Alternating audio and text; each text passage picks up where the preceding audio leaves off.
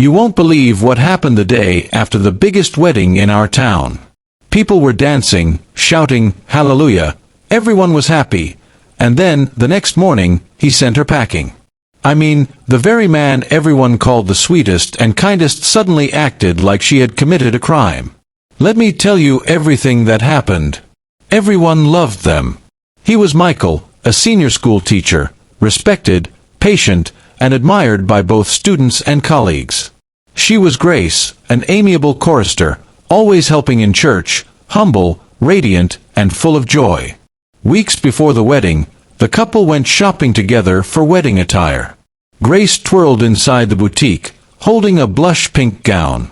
"Michael, what do you think?" she asked. He smiled, pretending to be critical. Not bad. But maybe something that shows your height a little more." She laughed and teased him. "Show my height? On that day, I'll be taller than you." They both laughed, picking outfits, shoes, and accessories. Grace wanted everything to be perfect, and Michael kept teasing her playfully. Soon, the whole community joined the preparations, helping to cook and set tables. The smell of jollof rice and suya filled the air. Children ran around, friends laughed, and neighbors came with blessings. Grace's friends danced around her in excitement, spinning and laughing, while Michael quietly checked the arrangements with a proud smile on his face. Then the day finally arrived. The sun shone brightly. Church bells rang. Everyone came out in full force. Michael's students brought gifts. His colleagues clapped and cheered. Church members formed a choir to sing for Grace.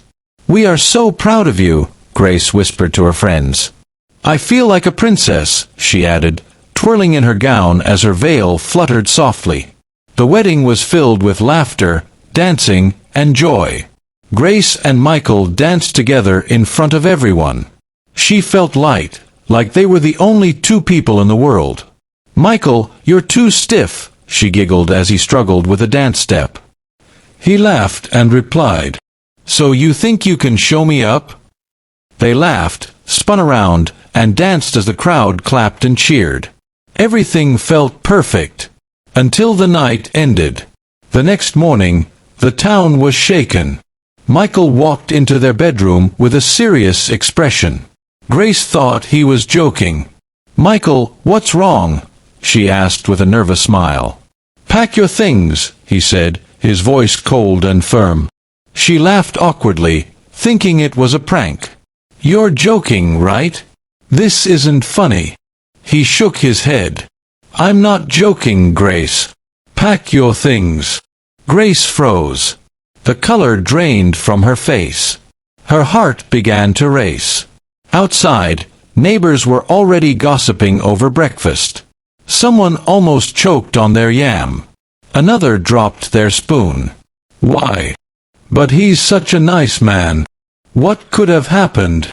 Here's where everything changed. Grace didn't cheat. She didn't steal. She didn't commit any crime.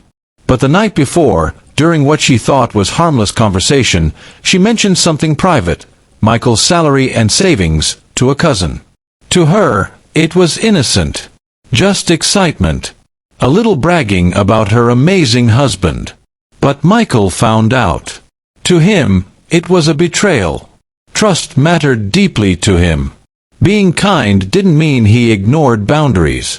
"Grace, I trusted you," he said, pain clearly written on his face.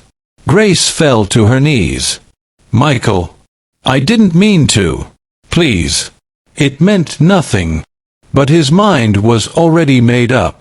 Even the gentlest people have limits. The neighborhood was stunned. Friends whispered. Colleagues shook their heads. Even Michael's students couldn't believe their teacher could act this way.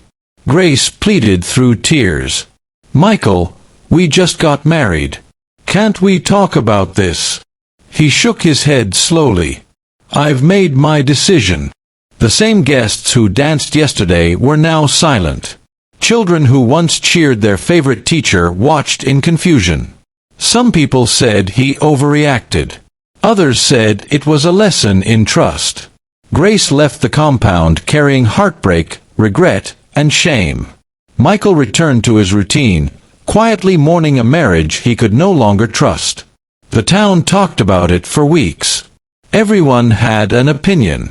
And the story never truly died. Love isn't always enough. Even the nicest people have limits.